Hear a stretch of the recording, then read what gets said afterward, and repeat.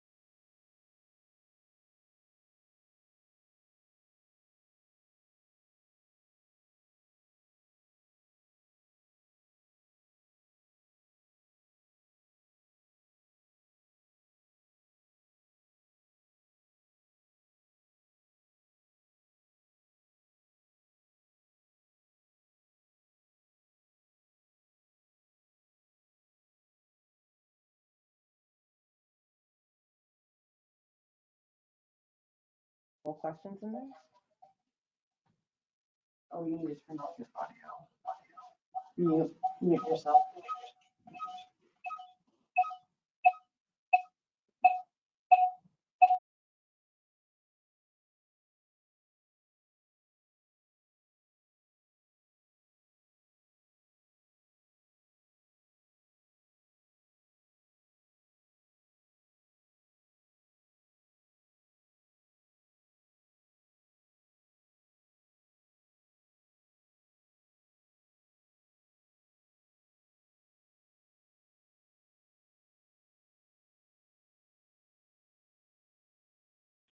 Hi, Elizabeth. I can see it, just so you know.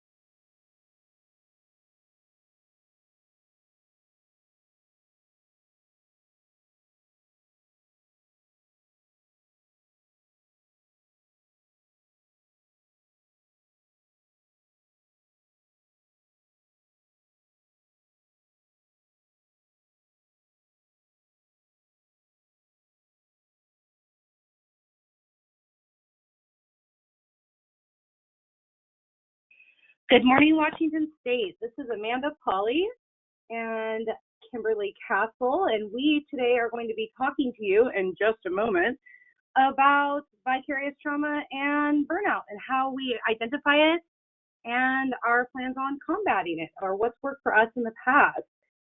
Give me just a second, and I will get this slideshow up the right way. My apologies. So I'm going to switch this over to Kimberly, and I'll have for introduce us. Hi, everyone. This is Kimberly Kessel, and if you guys don't know who I am the Supportive Housing Program Manager for Western Washington around Foundational Community Support at DBHR. And if you don't know Amanda Polly, she's my counterpart. She does Supportive Housing Program Manager for Foundational Community Support for Eastern Washington. My apologies.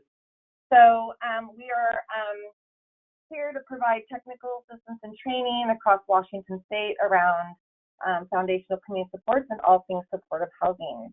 But today we're doing something a little bit different because we really want to talk about self-care and some of the things that happen when we don't take care of ourselves. So we're really excited to share some of this. I hope you guys are looking forward to laughing and talking about some real stuff, but thanks for joining us, and let's get going.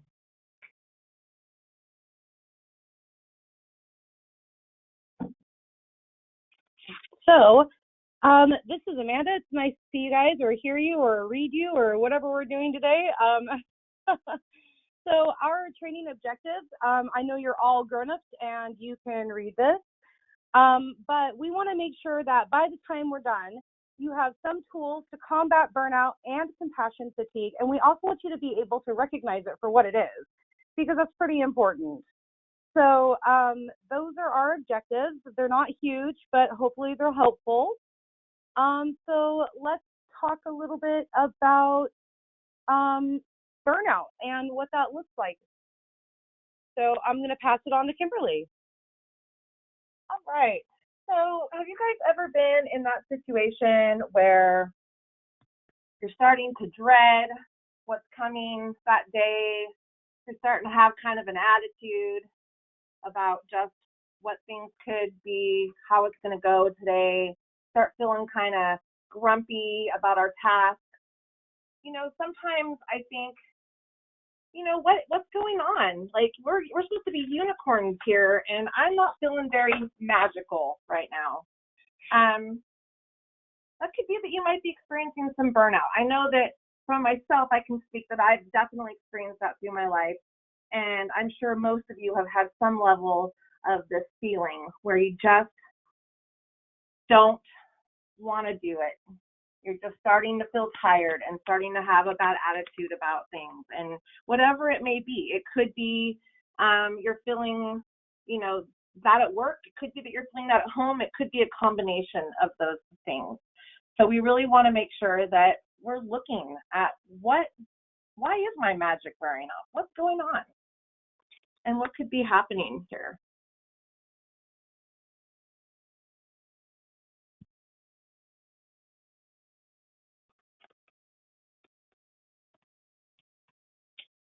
So what leads to burnout at work? So I know sometimes it's just feeling overwhelmed. There's just so much going on. It's funny, I was talking to a coworker yesterday, and you know, he was like, "How's it going?" And I'm like, "Oh man, I'm feeling like I'm drowning sometimes." And it's just feeling overloaded, and it's just because we have a lot going on, right? And it could be that we're in a role that really takes some mental or physical taxation out of us, right? That's demanding a lot of our time and a lot of our, you know, thought process, and we're just feeling a little bit overwhelmed about how much energy things are taking for us. And that's really where you start to feel that burnout, right? Is when you start feeling you don't have the energy for it anymore. You just don't want to. It could be that you're feeling bored or feeling not challenged, right? I'm one of those people that have to feel challenged in my work. And if I'm not feeling challenged, then I'm not probably in a happy place, right? And we don't feel like we're really excelling when we're feeling bored. So having that challenge in our life sometimes helps us stay going. Feeling underappreciated. I'm sure that we all have moments in our life where we say, God, no one appreciates all the work I'm doing, or no one sees the effort I'm putting into this, or, you know, how come we're not ever getting acknowledged for what we're doing, right? That could be at work, that could be at home, that could be a combination of both, right? And so that's a big part of it. Sometimes it's not necessarily about it's just sometimes it's about getting appreciated and someone saying, hey, good job. I see how hard you're working on that. Sometimes that's enough for us to feel good about moving forward and feeling energized about the work we do. Experiencing compassion fatigue over a long period of time. So if you're really starting to have a lot of compassion fatigue, you're just not feeling it, you're having a hard time pulling it out when you're working with participants and really giving them that support that they really need. And if long term, that can create its own burnout, right? And then that isolation, if we're not getting that, some of us get energized by being around other people. It's really important, right? And we have to refuel by having that interaction. And so if there's some isolation there, that create that feeling as well. Or if you feel like you're in it alone, if I'm doing this work and no one's helping me or I have no support, that can be a feeling of isolation as well at work.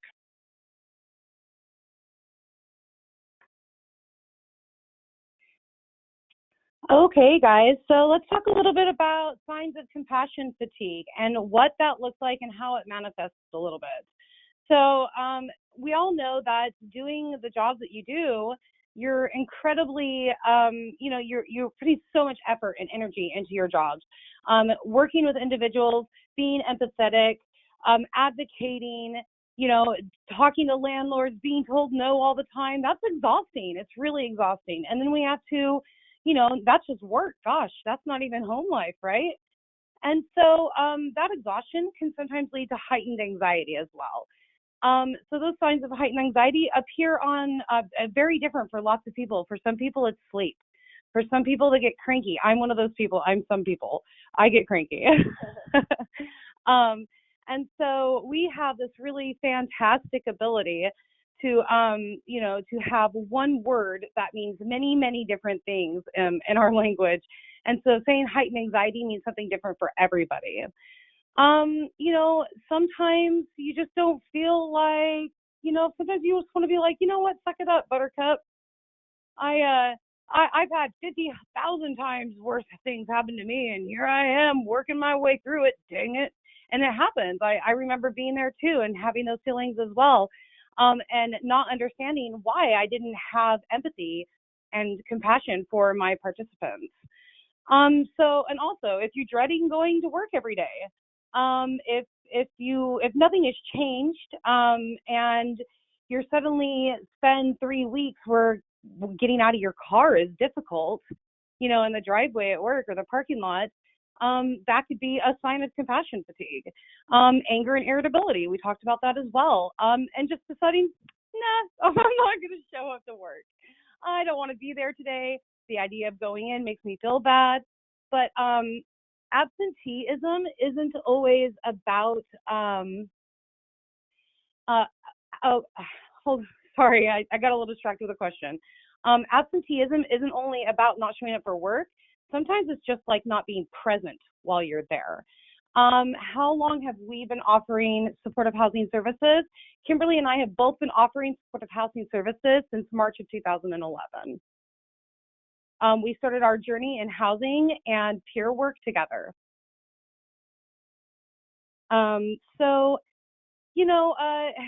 If it gets to the point as well where work is really, really leaking into your personal life, that can also be another sign of compassion fatigue, where you're just tired, you're unable to maintain those boundaries the way you used to. It's a difficult feeling to deal with.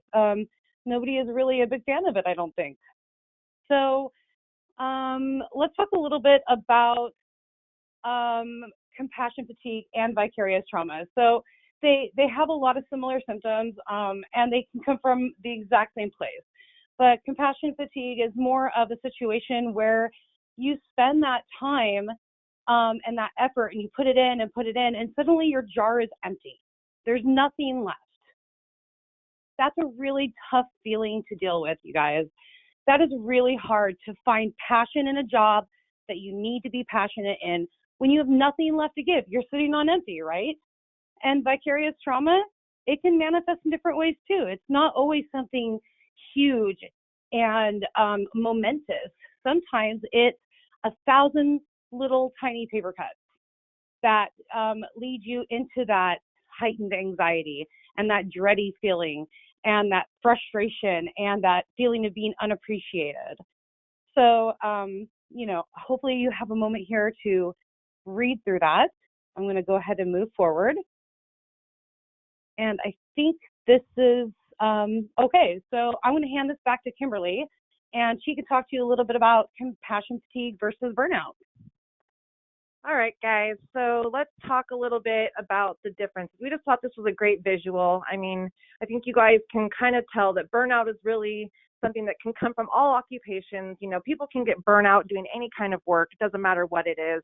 If you're feeling overworked, underappreciated, all the things that we talked about, no matter what you're doing, you could have that feeling of burnout. And most people do at some point in their life, right? And with compassion fatigue, it's found in occupations usually dealing with serving folks or working with people directly, a lot of times directly with trauma victims, people that have been through something. We're doing a lot of that support services, right? Peer work. And so anytime you're really working to support someone through their life and help walk them through their journey, will experience compassion fatigue at times. And that can occur from also exposure to trauma from yourself and also from other folks' trauma. So that vicarious trauma can really come from, you know, living through hearing the stories over and over from someone else's trauma, or just being in that environment where someone's going through it. And really, that really sometimes can have that overflow, right? And then burnout is really just about overworking yourself and that stress of work, or it could be school. It could be, you know, feeling like you're doing too much at home and just overdoing it and needing to have some support there. So we really want to, you know, look at that. A lot of times burnout leads to compassion fatigue, or compassion fatigue can sometimes lead to burnout, if that makes sense. So we thought we'd talk a little bit about, you know, some of the examples of compassion fatigue and what that looks like in real life. You know, I think all of us have stories we could share. And so,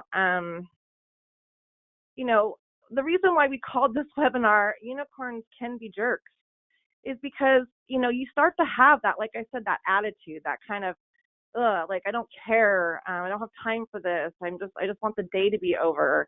You start you lose that piece of empathy for people and just feeling like it doesn't matter. You don't have that passion in the work that you do anymore. It's just kind of worn off, right? And so I thought we'd let Amanda share a story about this, and here we go. Hey, folks. Here's a moment where I actually want to address something in the chat box. The reason why we're not on cam is because I'm having a difficult time with my bandwidth, and it's only allowing me to do certain things. So I apologize for that. But we will try to make sure in the future that we utilize the cam option for you if that's a preference. No problem at all. So I want to share a story with you, if that's okay, and talk to you a little bit about, not exactly about my trauma, but about the effects of a trauma that I experienced. So I had in my personal life kind of a life-altering situation pop up in 2016, and it really changed the course of everything for me. Now, Kimberly will joke around and laugh with people that I am absolutely terrible when it comes to change, and I've gotten better, to be fair. But sometimes change can be hard, and when it's something large like what we're talking about that can create a trauma, even small things can create traumas, by the way. But in this instance, it was a big deal, and I found myself slowly closing down. I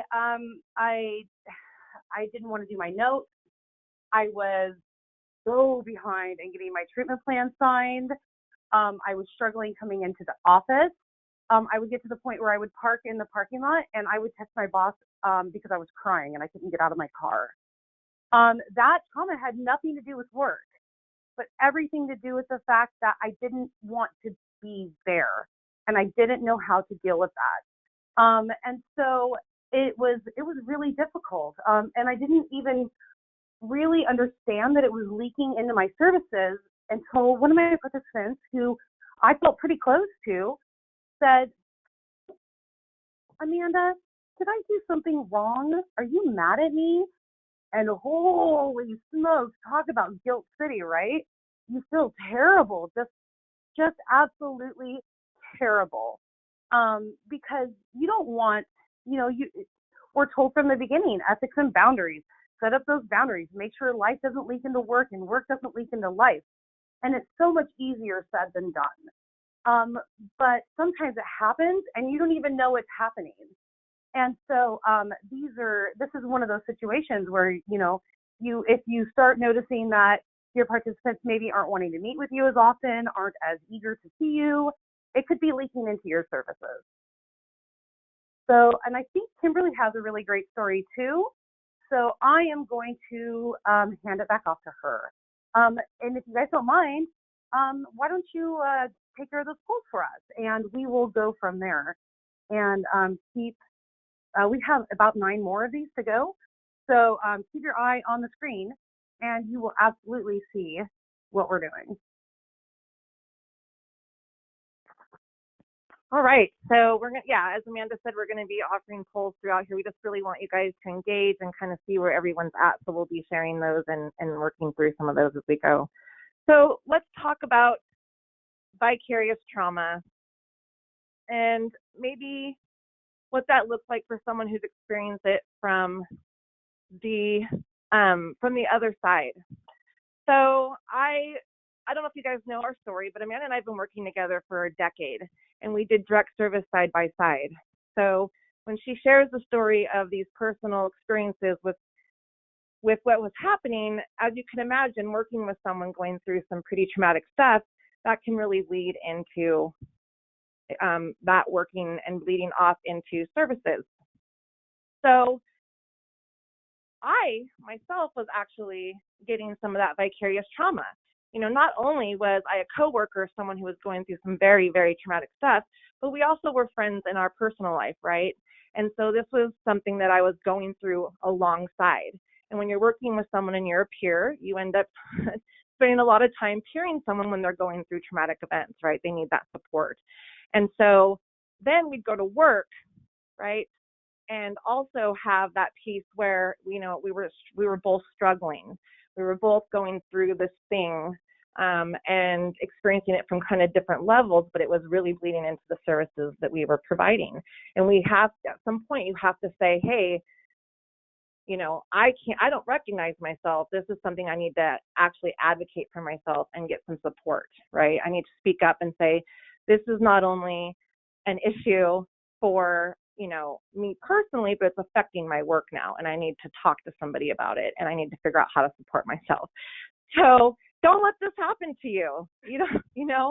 Don't let things get to a point where you're looking like less, right? Where you're looking drained and angry, and there's no compassion in you, and when you get to work, you're just like, oh, here we go again. And everything is just that kind of negative attitude because you just don't have the energy, right? And I've looked like this in real life. And so, I know because I felt, and I had to go and finally say, hey, I need support. This is not, I don't recognize me as a peer. I'm not recognizing I don't feel like I can support my people appropriately.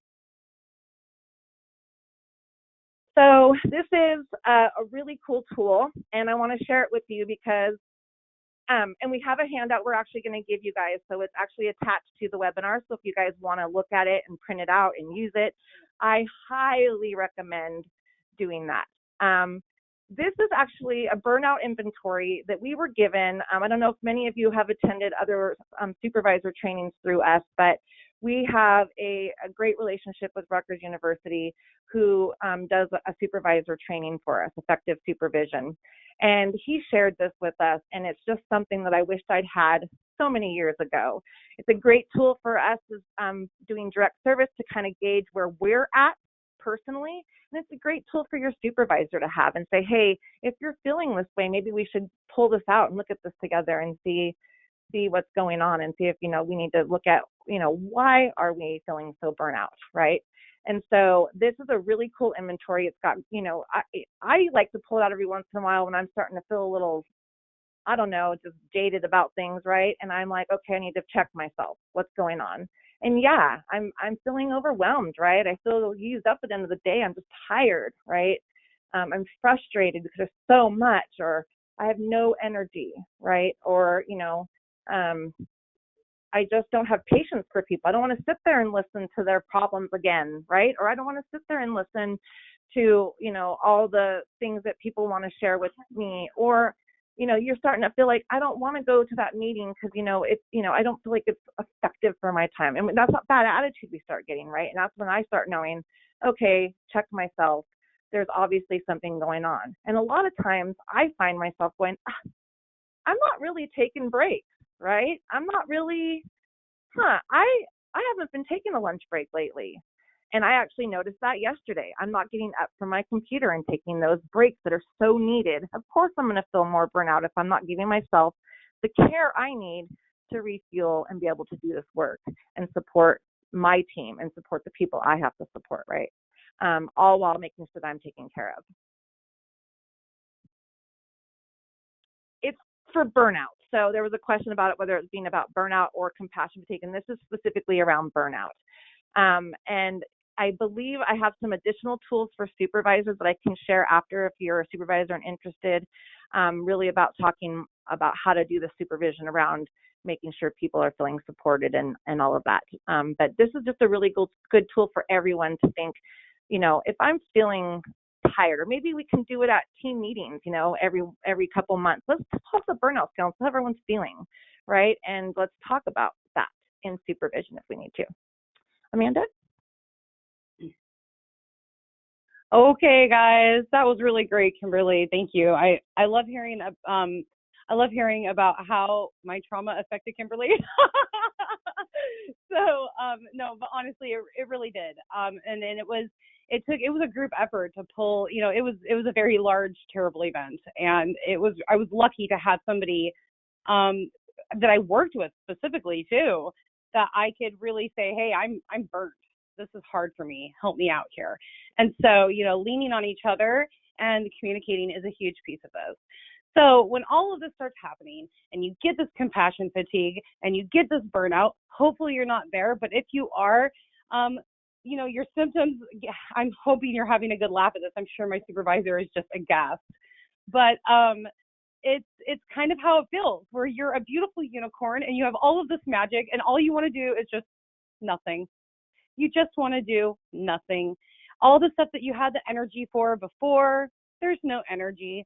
All of the stuff that you had all of the things that were inspiring to you, like maybe writing treatment plans or getting your participants, like really revved up. Maybe that's not there anymore.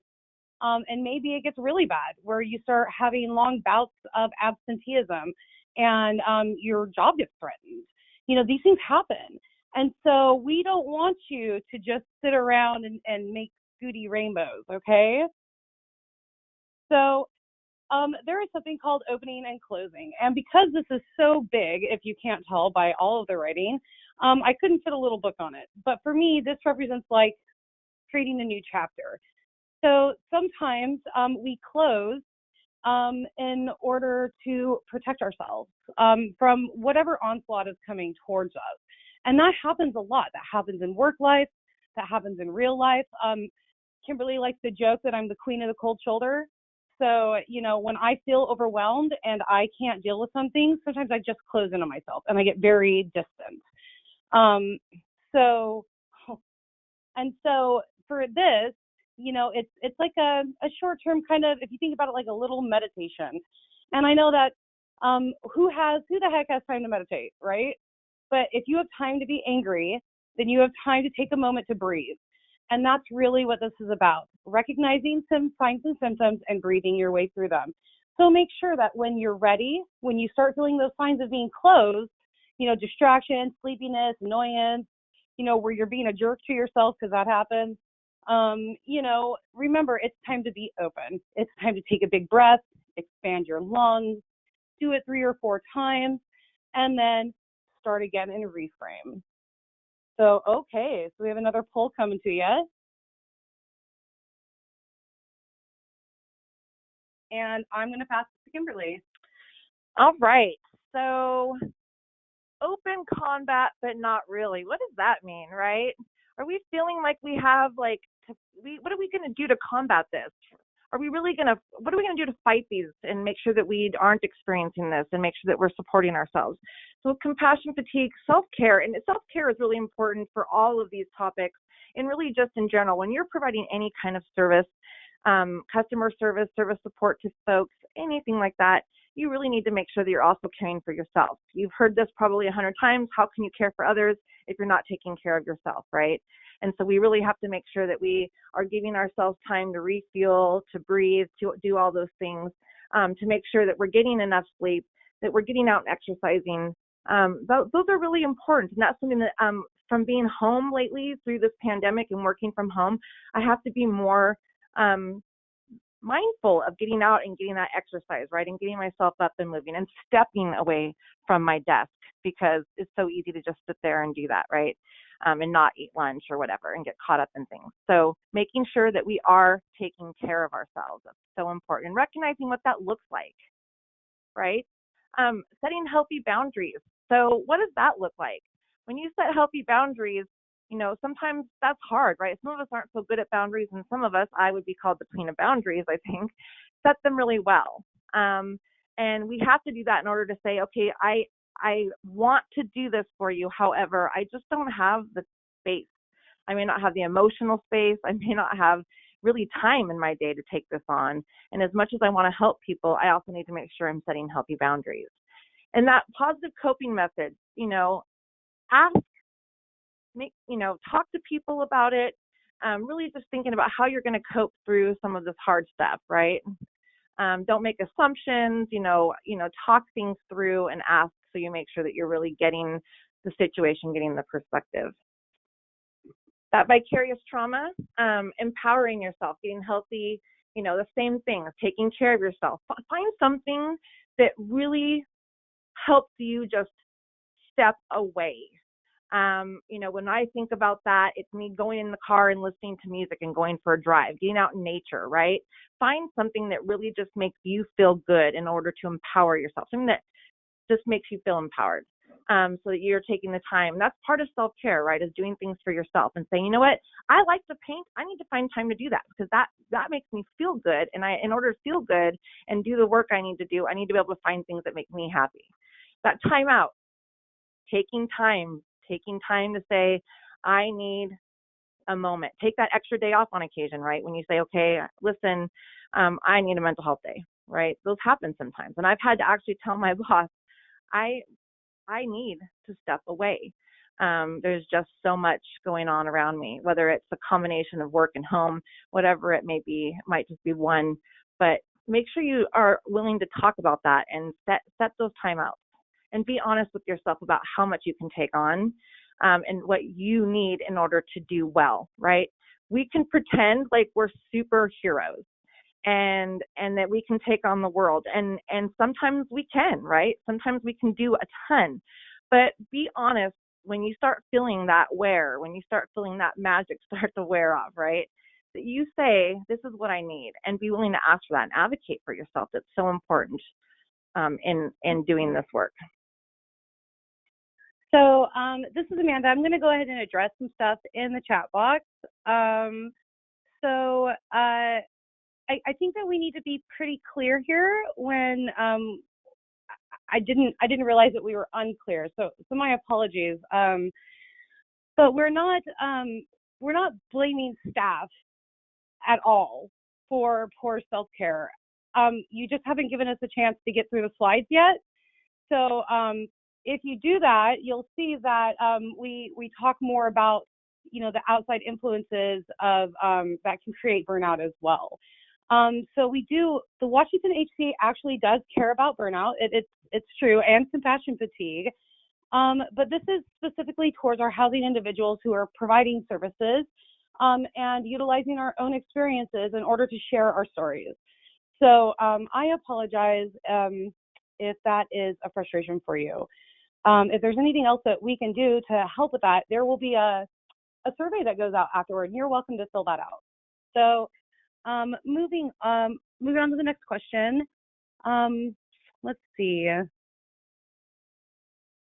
What if you work for a place that doesn't believe in mental health days? How would you address this topic with a supervisor who doesn't believe in this? Oh my goodness, that is such a great question. Because I might have some personal experience with that a little bit. So, I see you, Jasmine. Go ahead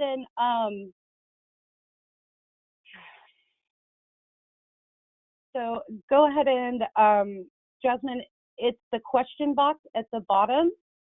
It should say questions or not chat, I don't think.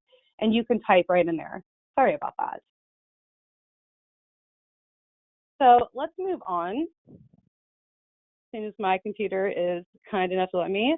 So compassion fatigue. We talked a little bit about what this really looks like.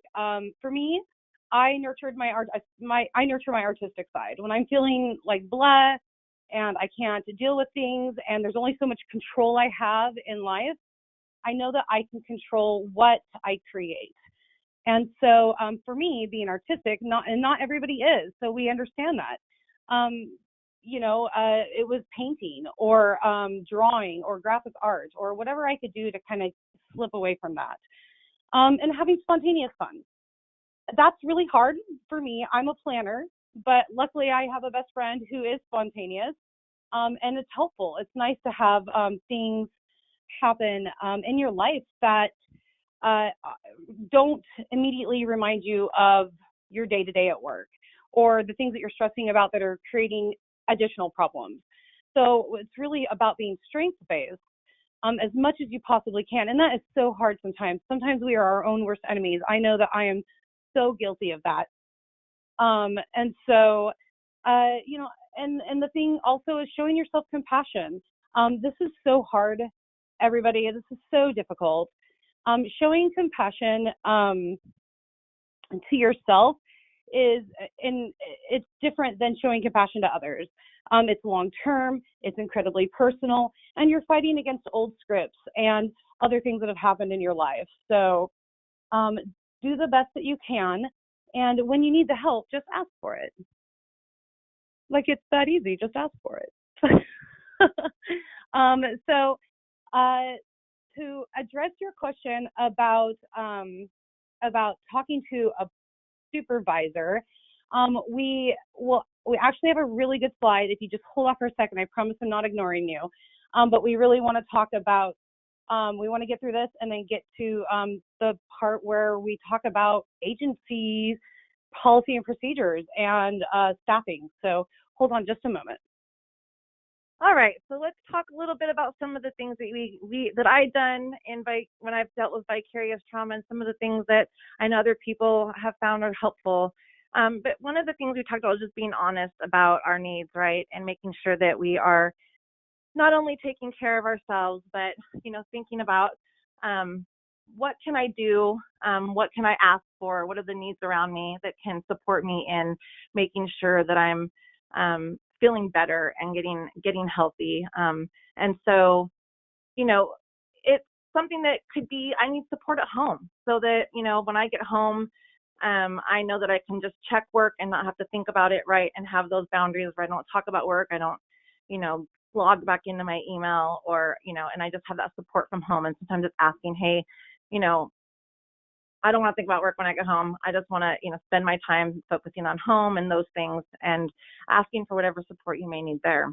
Also asking for that support at work, right? And whether it be, asking for additional supervision if you're feeling like you need to, that one-on-one, if that's possible. Sometimes, not everyone gets one-on-one with their supervisors as often as they would like. And so if you're feeling like you're not getting enough of that, we sometimes have to ask, right, and say, I just feel like I really need to meet with you and talk about some of the things that are going on, to make sure that not only do they understand that you're feeling this way, because we don't want to hide it, right? We don't want to pretend like everything's okay and it get worse. We really want to be honest and talk about some of the things that we're going through. And having that good supervision, which we will address, will help you work with that. So, and that is, one of the people that just said in the chat was that this has been more difficult, of course, with being, kind of isolated at home, working from home. We're not getting that interaction in the office, right? Maybe I used to joke with my supervisor, I get that drive-by supervision when I just see her in the hall, right? And it's not that we don't have regular supervisions, but just having that kind of pass in saying, hey, by the way, can I ask you a question, or do you have a minute? Something's bothering me. Or talking to a coworker and saying, I just need someone to listen to my concerns, right? Or a friend, and making sure that we're doing that. So let's talk about supervision. I'm going to hand this over to Amanda. Probably will chime in a little bit. Okay, so let's talk about supervisors and team leads. And if you're on this call, supervisors and team leads, listen up, because you really are the key to making all of these housing services, or any services really, work. Your staff rely on you. They rely on you for guidance. They rely on you for attendance, and they rely on you for support. And so being a supervisor is really difficult work. We all know that. That's why you make the big bucks, right? Right? Yeah. Okay. So I want to talk about regular check-ins. So I know that a lot of you know that Kimberly and I do fidelity reviews all the live long year. And this is what we do. And one of the things that we ask when it comes to fidelity is we ask, one of the scores is, what are your meetings look like with your supervisor?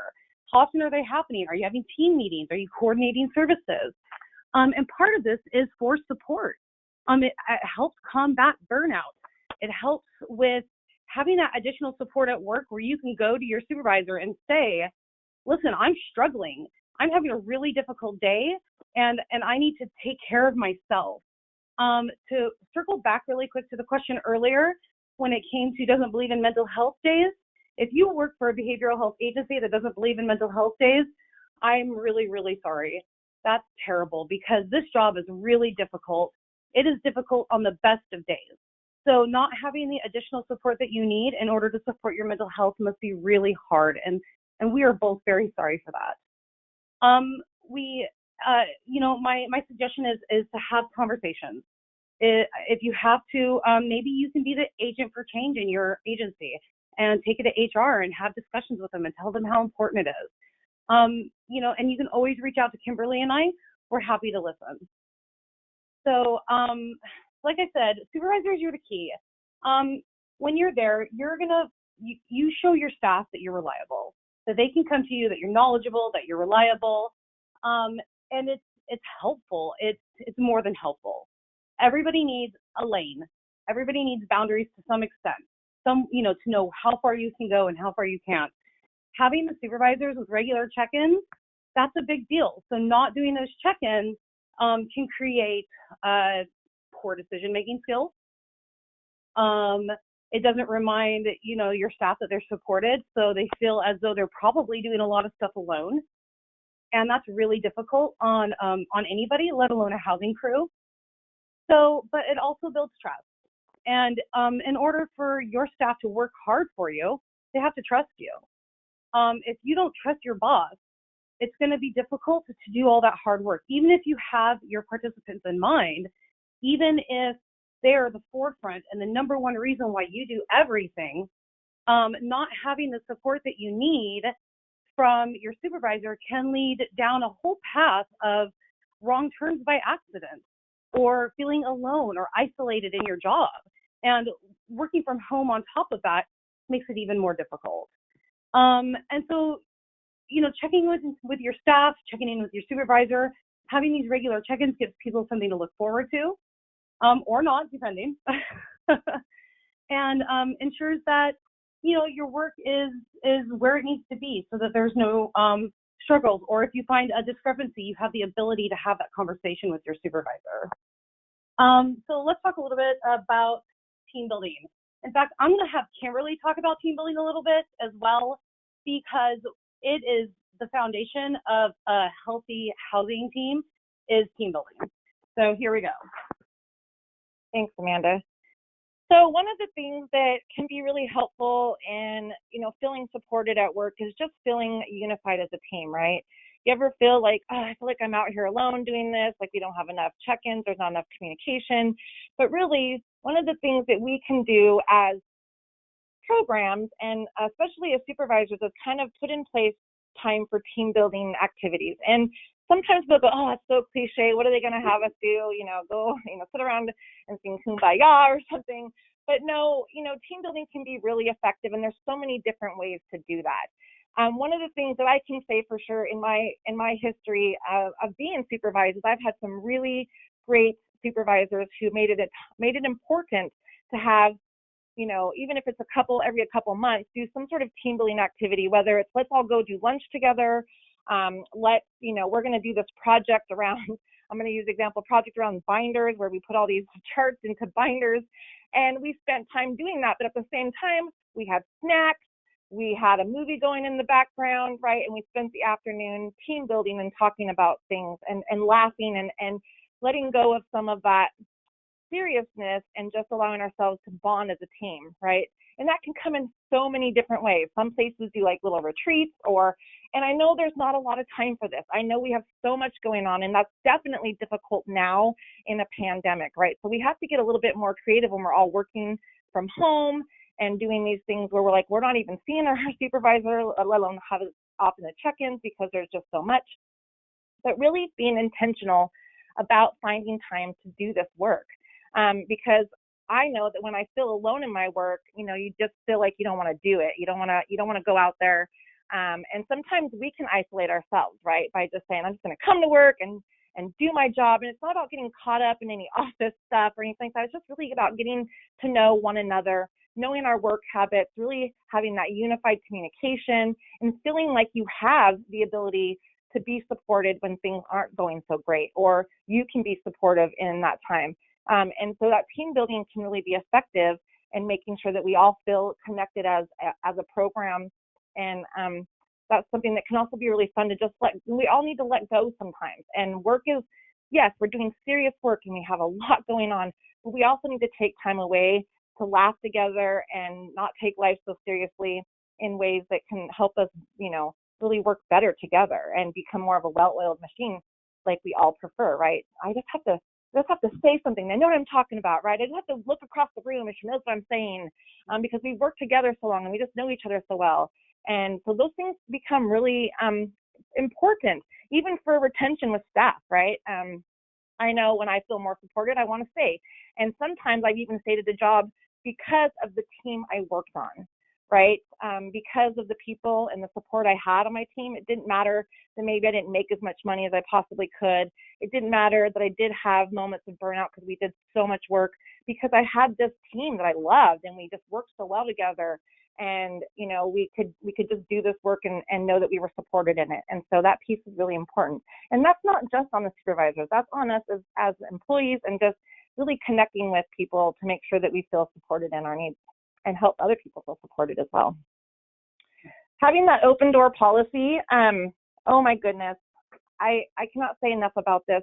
You ever feel like you have a supervisor and they're just not approachable, right? And so it makes it hard to go to them, or you just feel like you have people that if you really struggle, you don't feel like you can get that support. And there are some people that go through that in the workplace, and we have that at home too, where we just don't feel supported at home.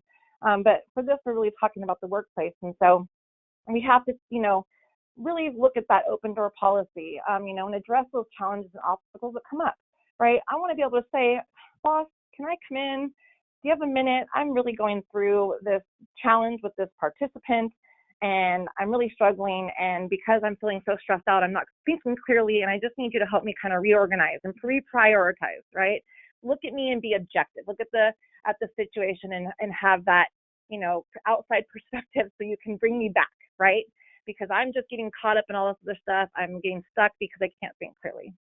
And then, allowing staff to have time to feel heard and be seen, and be appreciated, of course, and that's really important. So, having that one-on-one time may seem like it's hard to come by, but it's really, really important that if you need that one-on-one supervision, that you're connecting with your supervisor, and that your supervisor and they need supervision too, right? They need to be connecting with their supervisor to feel supported. It's all, everyone has a boss, right? And we all need to check in. We all need that, hey, I'm struggling, or listen, I want to say I can do all of this by the time you're asking me, but I'm going to tell you what my challenges are, or is there any way to get some additional support so this work can be done? And just have that one-on-one, or just someone to say, hey, I'm just having a hard time. Can we just talk? And I'm just struggling with this situation. And having that manager that can say, yeah, let's talk about that, so we can troubleshoot and get you through this, so that we can move on with that participant, or make sure that that person's feeling supported as well. And sometimes that may mean that you need to bring a second person into a situation, right, and get support, because maybe we have a participant that really is we're having trouble serving them, and maybe we're not the right fit for them, or vice versa, right? So maybe we're not doing good for them right now, and so we need to step away and say, hey, can I pull so-and-so in and have them take over for me while I step away from this, because I'm not being objective anymore, right? So I'm going to pass this back over to Amanda. Thank you, Kimberly. That was really great information. I want to remind too, I know we've done a lot of talking about, gosh, holy geez, this is so overwhelming, and anxiety and frustration and anger face. You saw our angry faces with the caution tape. So, but I would also like to address the fact that having an open door policy, having those regular check-ins with your supervisor and supervisors, you as well, that gives you an opportunity to celebrate successes. And we don't do that enough, I don't think. I think that with the world right now, especially the way that it is, with COVID and everything going on, it's really difficult to it's really difficult to serve ourselves at home. Okay, so let me back it up for a second, folks. I'm going to tell you, I am an introvert at the heart of things. I love my alone time, but I get so much energy from my coworkers. It's amazing. And, and being with Kimberly, she's my best friend, and we've been friends for 10 years. And so, we've been working side by side for 10 years. So being with her, we have a special kind of energy. And I'm sure, and I hope that you all have somebody that you work with that makes you feel the same way. If you don't, maybe it's time for those team building activities. Now, there are a couple questions about how the heck do we do this virtually? And that's a really good question. So I can tell you a little bit of experience, which is we have after 5 o'clock Facebook conversations. So we'll get like 5 or 6 of us on a Facebook thing and talk and laugh and joke about stuff. And it's a little different for me right now, because I'm in Eastern Washington, and most of my colleagues are all in Olympia area for work. And so being able to connect virtually, especially with the social distancing situation, is a big deal. So you can do little parties through Zoom, which I know are kind of boring, but it's not the same as hanging out and going to the karaoke and eating some French fries and having a good time. But it's it's just about that connection piece. So Kimberly has some ideas, and she's going to share those with you, and then we'll start moving on. But before we do that, I just want to remind you again, supervisors, it's really, really important that you celebrate those successes with your staff, because that also builds that bridge, and it helps with trust. And it shows them that you are paying attention, which is kind of a big deal. Yeah. Thanks, Amanda. So when we talk about being creative in all of the teamwork that we're doing virtually, you're right, it's definitely more of a challenge to feel that support and feel like you can do those team building activities. But I really want you to know that you can just try to get as creative as you can. Yeah, there's virtual games you can do. I was going to say, do some internal competitions in some way of like, to kind of get that competitive spirit, but fun, and then have a little reward. Those successes, doing little parties to really honor the work, maybe make up your own little awards and do a little ceremony over Zoom and say, over the past, 2 months or last month, and do it every month if you can, and say, hey, I just want to, give you a service award for being such a great peer and really meeting people where they're at this month because this is harder and you're just really connecting with people, or whatever that may look like, to just make it fun. Have spirit weeks. I've seen that where some teams dress up for a week, right? And every meeting they do their cameras if they can. And we do, dressing up and having like pajama day, and like every day is a pajama day these days. Let's be serious. But no.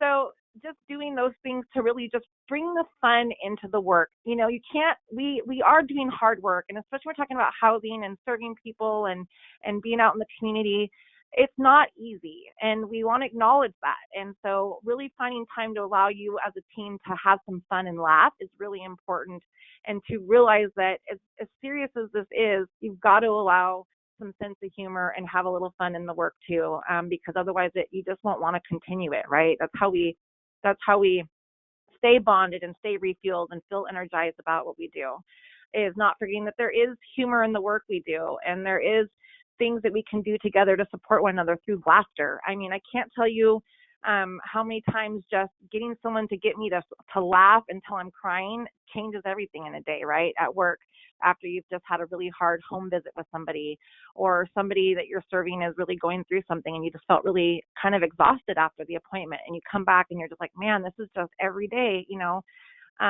and having someone say, you know what, and just crack a joke and make you laugh, or, someone to pull you out and say, let's go get some fresh air and go for a walk, and I have a story to tell you, and whatever that may be. But really just, or hey, let's meet up. Let's do a little Skype check-in. I see on my coworkers' calendars all the time, and I thought this is really cute. They have like check-in with my friend, and on their calendar, right? And it's people through HCA who have just found time to spend a half hour checking in with people that they don't normally see, or that they don't get to normally see now. And that allows that kind of bonding and team building to say, how can I support you?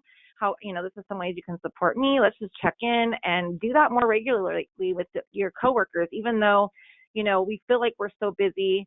We have so much going on, but we really have to be mindful and intentional about making sure that we're doing things to support ourselves and each other at work, right? Because this isn't easy work all the time. And we want to celebrate those successes, even if they're small ones, because we know that that's what gets us to the next one, right? And so making sure that people feel acknowledged, making sure that you're sending, email saying, that was a really great Excel log you made, and I just appreciate all the work you put into that. And thanks for doing that for the team. And just those little things can really make a difference, especially virtually right now, right?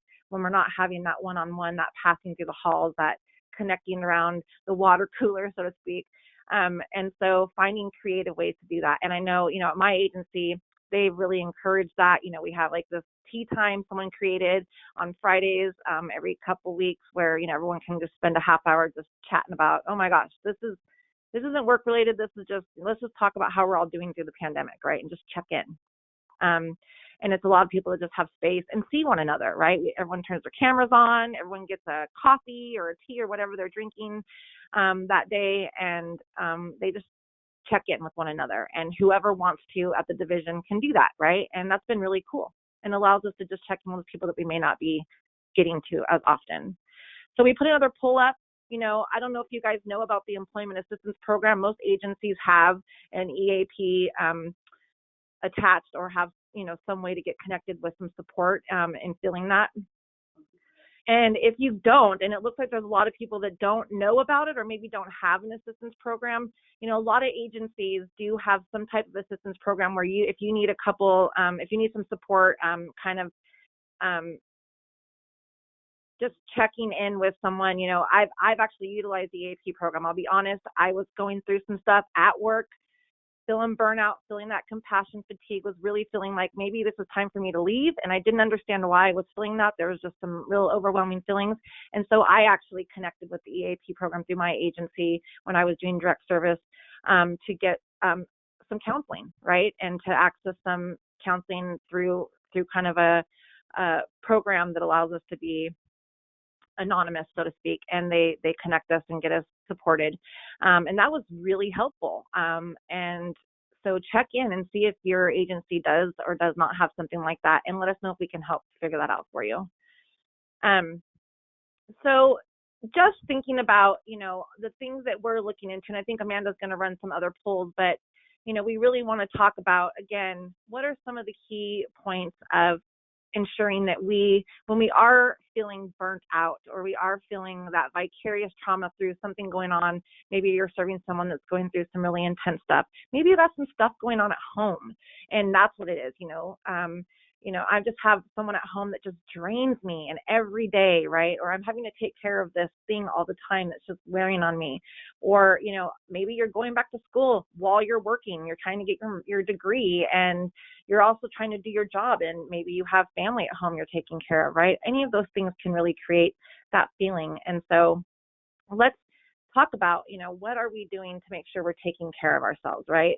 One thing I know makes a difference for me is if I'm mindful about doing the things I know help me to feel rested, to feel energized, to feel healthy, right? And I know when I'm not doing them, I start seeing the effects of it, and I just have to kind of bring myself back. And so that's why we shared that burnout scale. Please utilize it, and know that that's so key to, just recognizing how we're feeling first and foremost, and then saying, okay, what am I not doing to take care of myself, or what's going on around me that needs to change, right? It could be just environmental stuff.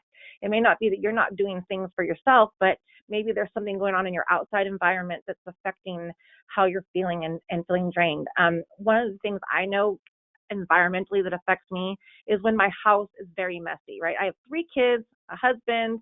We're all in the same house together right now. My husband's a student, my kids are all going to school, and I'm working, right? We're not in the biggest house, and we're kind of on top of each other. And so the house feels way more lived in, and it's not staying clean, right? And for me to feel clear-minded and not chaotic, I need that clean environment, right? And so that's been a challenge for me. And so I've had to be more mindful about asking for support at home.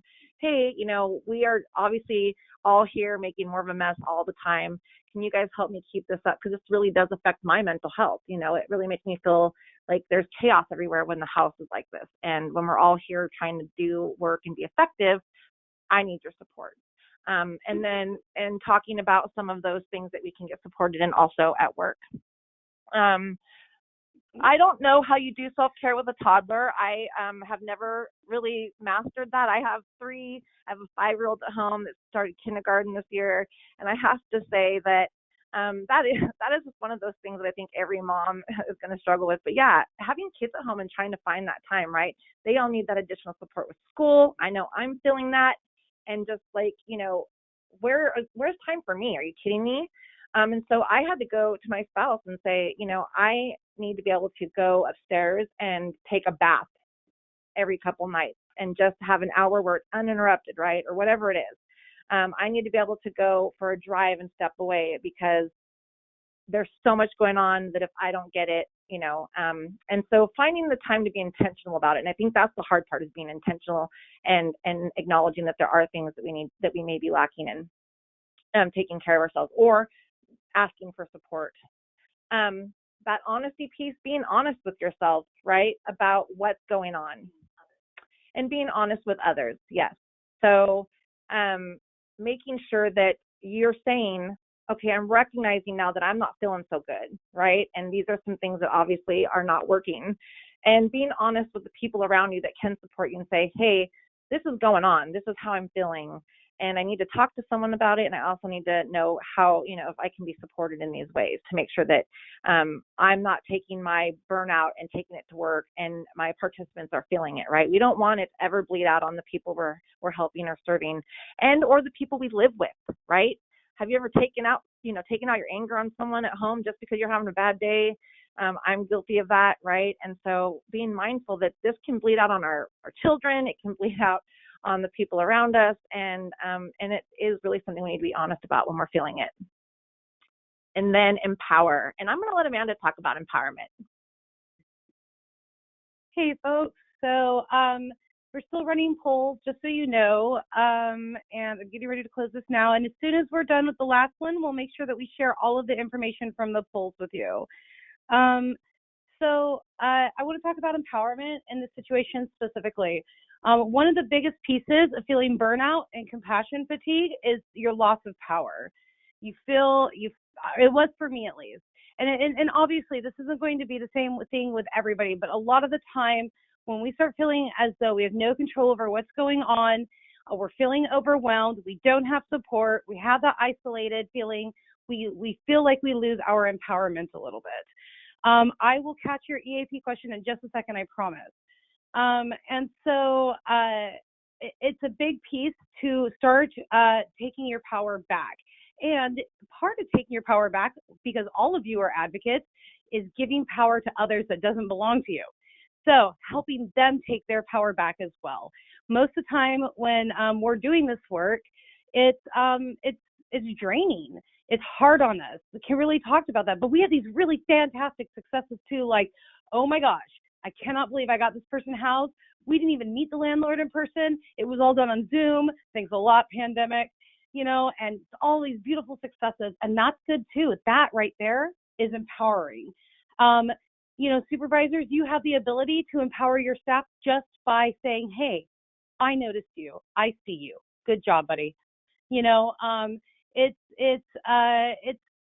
It's a good feeling to know that your boss is pleased with you, because maybe we don't realize it, but maybe our supervisors are having a little compassion fatigue of their own, because they're not infallible.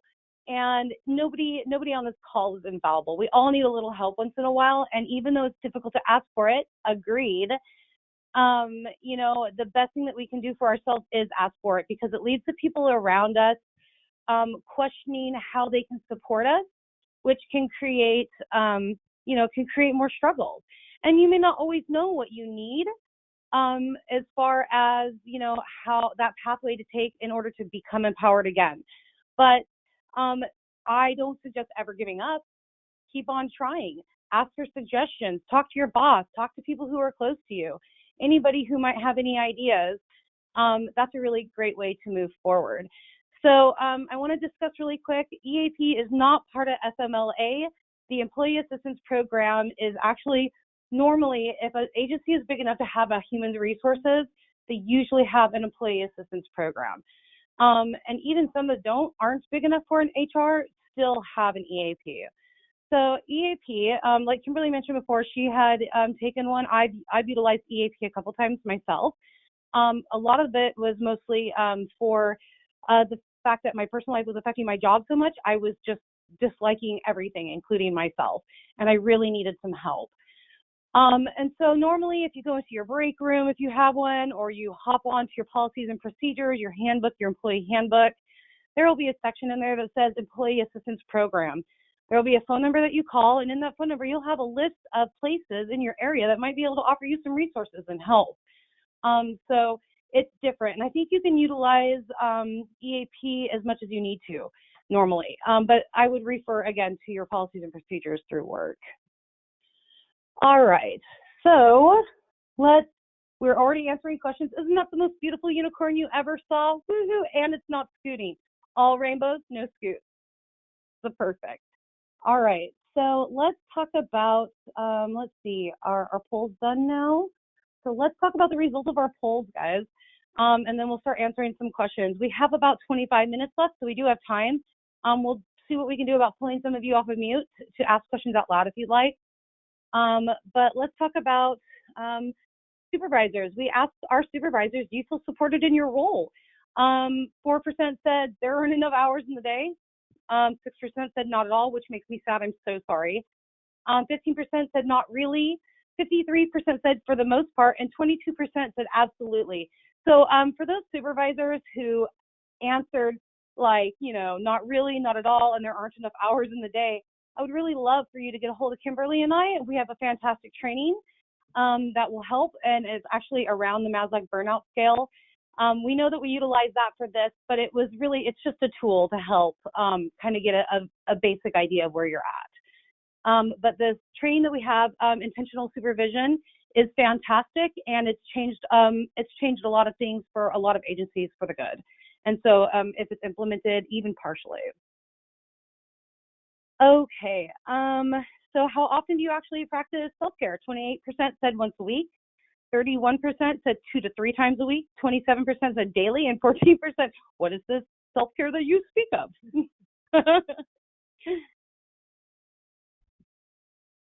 Okay, you got it. No problem. We will make sure that everybody has. If you're not already a part of our FCS newsletter and our listserv, you will be today.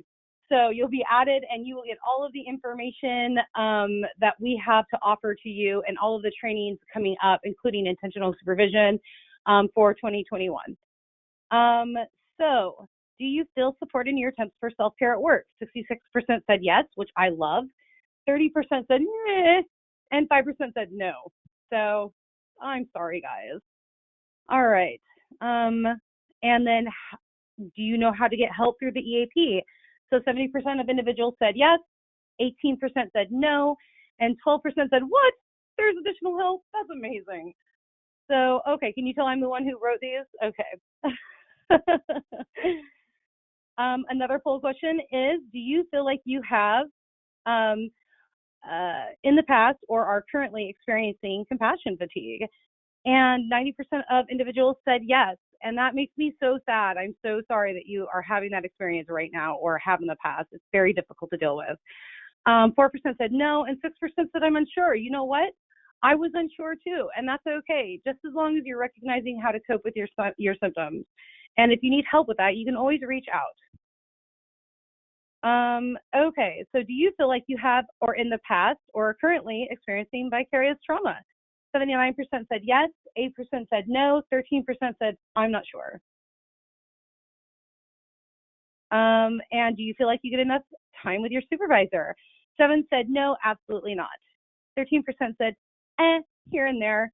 15% said when they make the time, but they're very busy. 17% said we have a set time and that works for me. And then 48%, which is an amazing number, said that their supervisors have an open door policy. So that's really great. I'm really glad to know that. And finally, our last poll, which was actually our first one, is how long have you been offering support services? And 14% said 0 to 1 year, 22% said 1 to 3 years, 18% said 3 to 5, 17 said 5 to 10, and 29% said all the live long day, 10 plus years. So that's fantastic, guys. So I think I'm going to hand this off to Kimberly for a second, and then we'll start looking at addressing questions. I just wanted to point out something about that last poll. You know, people in service roles like us, that we don't have a very long, I would say the turnover rate's pretty high. So for people to stay in these types of roles, a lot of times it's really like 2 to 3 years at the most, right? And so it's, you know, I love seeing those people that say, I've been doing this for 10 plus years, you know, that's great. And by doing that, you know, by being able to provide these services for 10 years or doing support services and in these roles, you probably have a good routine of self-care and know how to set good boundaries because it can be really hard. And so that's why we have such difficulty with retention sometimes, because we get into these jobs and sometimes don't know what to expect, don't realize sometimes how hard some home visits can be, or what this supporting someone can actually look like, right? And so people end up getting burnout really fast and not knowing how to cope, and so they don't stay in the roles long. And so one of the things that I know that we look at in our role as trainers is really how can we support everyone to feel like they have a way to feel supported, to ask for that, to advocate for themselves, that they have the tools to feel supported in their job, that they know what kind of work they're going into, that they, you know, that supervisors have support in the work that they do, because being a supervisor is oh so hard. And a lot of times folks aren't trained on how to be a supervisor. They're just promoted from doing a really great job as a direct service provider into supervising a program a lot of times, and they don't necessarily get specific supervisor training, right? And so we want to acknowledge that and understand that sometimes those are things that help us and feel supported in, that we want to provide those tools for you guys the best that we can to make sure that you're feeling like you can do this successfully and like a unicorn, right? Magically. Oh, thanks, Kimberly. Okay, so let's address some of these questions that I kind of missed here with our Fast and Furious.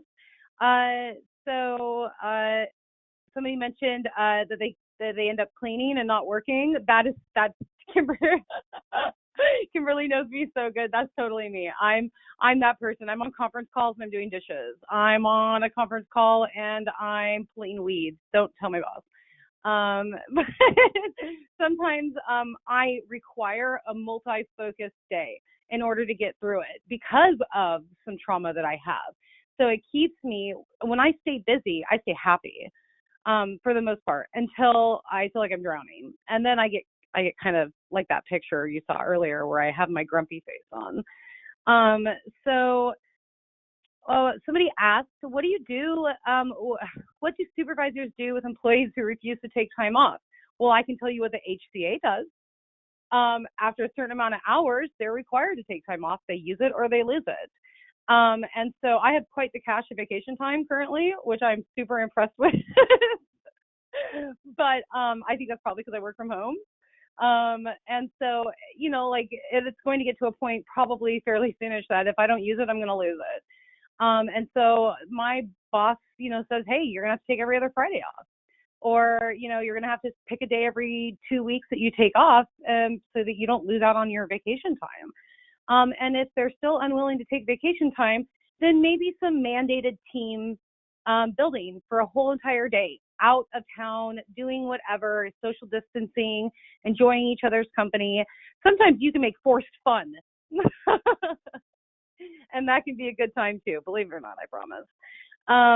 So there are ways to kind of advocate for that time off. And sometimes just a good conversation and saying, hey, your notes suck for the last 3 months. And, I call those crappy note days where I just wasn't putting as much, novel effort into writing my notes and for housing. And so, there are ways just to be blatant without hurting them and saying, listen, you're struggling. I can see it. And I need you to take like 2 days off. We'll cover you. We've got this. So, and that's where that support and that team building comes from. If your staff, if they trust you and they trust their team members, it'll be better. It'll be easier for them to take the time off and you'll have to struggle less. I wanted to say something. I was just noticing that, someone said they have trouble asking for help. Sometimes that can be trouble asking for help from a spouse. Like I was talking about, I have to sometimes go, hey, see me over here. I really need help around the house or whatever. I have to be honest that I am very stubborn and I hardly ever ask for help until I started feeling like I was really seeing how it was affecting others to not, right? And sometimes you need somebody who recognizes in you and says, hey, you need to start asking for help, right? You're not taking care of yourself, and I see it. Sometimes it's that outside perspective. Maybe it's that coworker that works with you day in and day out, right? And is starting to see a change in your behaviors or a change in how you're writing your case notes. Or, I noticed that like lately you're not really engaging and answering my emails as quickly. And like, what's going on? And having someone else point it out sometimes. I am stubborn. And so I feel you when it's hard to ask for help. But I also started to realize that by me not asking for help, it was affecting those around me. Not only the people I was providing services to, but my family and my friends, right? Because I wasn't the same person that they were recognizing that, like, she's kind of withdrawing and she's short with me. And I even had times where Amanda was like, are you mad at me? Like, what is going on? Like, we usually, go out and do homeless outreach and we're laughing, and today you're just not feeling it, and you're not engaging with me, and I can see it in the outreach you're doing. And sometimes like, oh wow, I didn't even realize that I had that attitude today, right? Or I didn't realize that it was affecting others. And so again, just remember that I know it's hard to ask for help, and that's something that we have to practice, right? Sometimes we just have to keep practicing until we get it. But really try to advocate for yourself in the ways that you can, because that's what we have control over, right? Is advocating for ourselves and saying, I need it. Please help. Thanks, Kimberly. That was really great. So I want to go ahead and address a question in here, asking for a friend. What if you reached out to your supervisor and explained to them that you are overwhelmed, and they tell you that it's your problem and give you more work? If you take it to their boss, they protect the supervisor. Holy smokes. So that is such a tough situation. So, I feel like that's a kind of like that. That is a really tough situation. So, honestly, what I'm going to tell you is first refer to your policies and procedures. Normally, in any agency, they'll tell you that if you have a struggle with your supervisor or you're having a problem, you don't feel like you can take it to your supervisor, and you don't feel like you can take it to your supervisor's supervisor, then move it on up the chain to HR and let them know that you're struggling. And so it's hard. It's hard to tell people we don't know very well that we're having a hard time. When you work in the mental health field and you tell somebody you're depressed, they panic. It's the truth, and it makes us a little gun shy to ask for that help and that extra support because, maybe we've seen, a bunch of people detained and we got that little fear, maybe that's a little scary thinking that your coworkers could be detaining you because you're having a really hard time. And so the big part in this is, and I keep coming back and circling to it, is trust. Supervisors, you have to build trust with your staff. Staff, you have to build trust with your supervisors.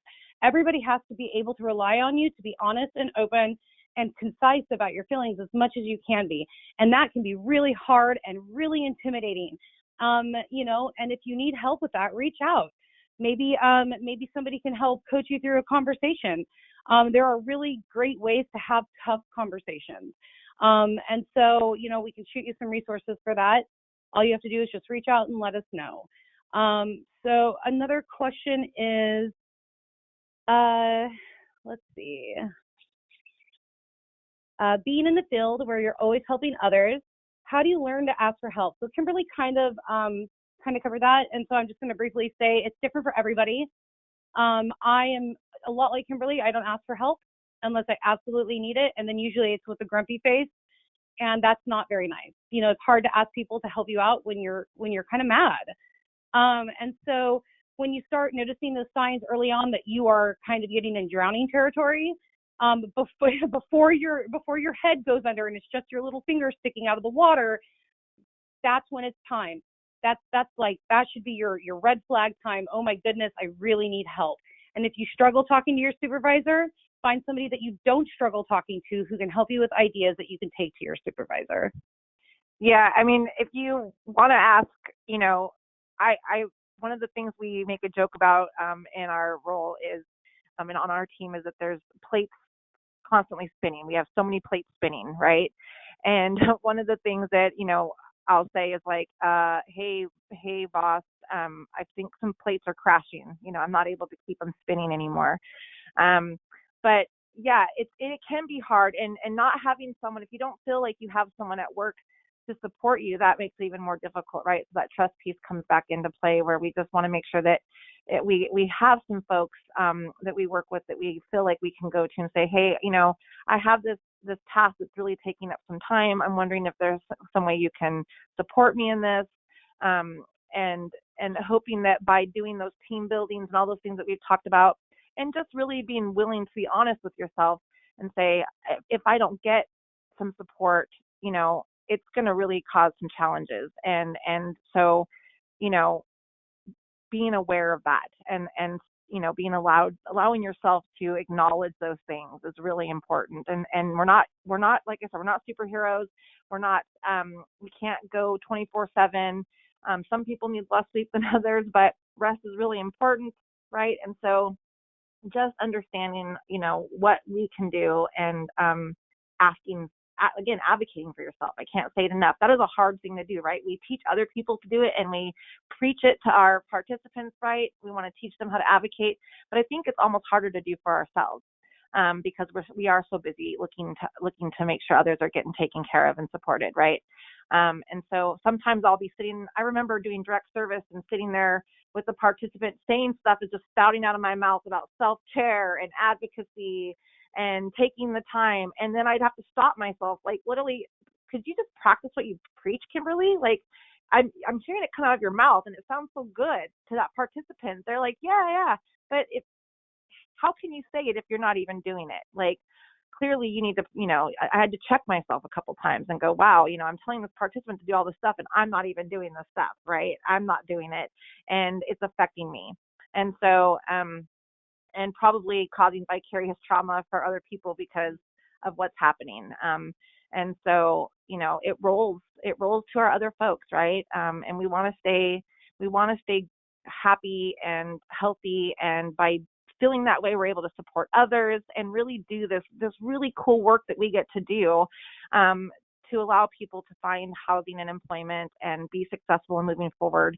And you guys are all amazing. And so just reminding yourself that even you need time to do things to take care of yourself. And we think January is always a good time to kind of remind ourselves before we jump into a whole nother year. And man, 2020 was tough, and I don't even have to go into that. You guys all know what we've been going through, right? And what others are struggling with, right? And so starting off, just remembering, you guys, take care of yourself, take care of each other, find ways to get creative in supporting one another through your work, and you will find that it will really benefit not only in the work that you do, but you'll see it in you'll see it in the providing support for others, and you'll see how you're feeling and how it affects the environment and the productivity even.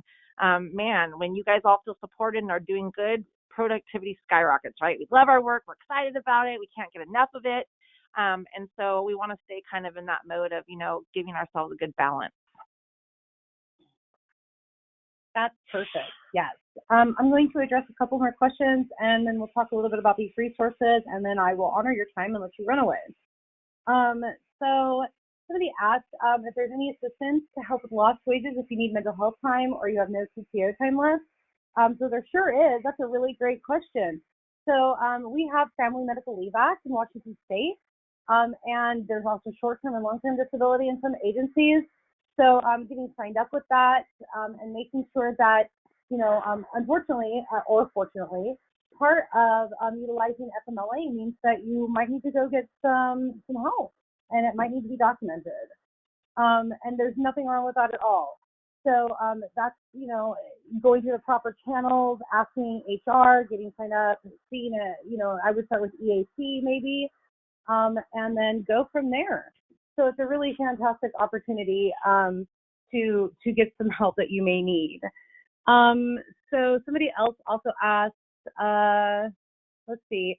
Oh, yeah, the comment about coming back. Yeah, sometimes when you take off any time at all, you come back and there's I was off yesterday, and I opened up my computer this morning, and I had 42 new emails, and I was like, it was only a day, right?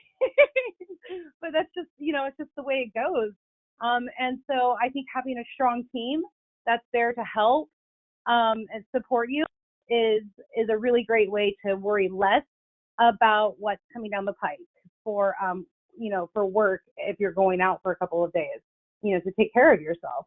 Mentioning to, your boss and maybe your Kimberly, and saying, hey, I'm going to be gone for the next 2 days because my eyes are crossing and I want to like people again. And I really, really, really need somebody to check in with participant B, so that way he feels supported too. And in that way, I don't feel bad either, because part of taking care of yourself means not thinking about work when you're taking care of yourself. Which we all know is super, super hard, right? Okay, let's see here. A couple more questions. How do you approach an employee who refuses to invest in their own self-care? Peer courses. That's what I would do. We have this really handy dandy peer modules. The first 4 of them are available on the Pathways to Housing website. Even if they don't identify as a peer, or they're not a certified peer, help them take the modules. They're very enlightening and they help a lot. As far as approaching them, I carefully and with respect and dignity, but honestly. So, and it's more of a polish praise situation. Make sure you let them know, hey, you're wanted. This is what I'm struggling with, but you're extra wanted. So this is why I'm talking to you, because I want you to get better. And those conversations are hard. They can cause some disruption in your supervision. But eventually, once the water stops being so choppy, it will calm down and trust will be built because you were honest, as long as you're not mean about it. So somebody said that they've never been a supervisor before and they're lacking some training. So I think, we will make sure that everybody has access to the next supervision training. I promise. We'll be sending out announcements for it, and I'm 100% sure it'll be virtual, so you can just sign up. It'll be fantastic, I promise, and it will help. So reach out to me. I'm not going to name you. You know who you are. So just reach out to me or Kimberly. Our emails are actually at the end of this. Oh, I'm a liar. They're not. And so you'll see mine and Kimberly's email address available to you in just a moment. I just wanted to also bring up that as a supervisor, one of the things that we recognized was that there isn't a safe place for supervisors to go to. So to really chat about some of the challenges. And so we created a supervisor learning community call that's once a month. We do every other month is housing, and then we alternate with employment supervisors. So that gives you a space to really not only learn a little bit about supervision, but to also talk about some of the challenges you're experiencing and collaborate with other supervisors to, brainstorm or get ideas from one another. And we really want to provide those safe places in order to do that. And we know that supervisors need that support just as much as the direct service providers, because the job is hard, right? And so accessing those webinars we offer will be so helpful, allow you to have a safe place. And we hope that if you guys feel like those are great, or if you need more supervision training, reach out and say, these are the trainings that we still feel like we're lacking in. Is there something you guys can provide? And we would love to try to come up with something. We're always looking for topics for you guys that'll help, like I said, move you forward in your work, make you feel like you're supported and able to be successful, because we're all in it for the same goal. We're all in it to make sure our folks are getting housed, and that the people that are providing these services are also taken care of. And so we got to take care of each other as well. So aside from that, we are up to our time limit. We have 1 minute left, probably a tiny bit less, and we're going to say goodbye and thank you. If there are any giant additional questions, we will try to address them and email them out with the follow-up information.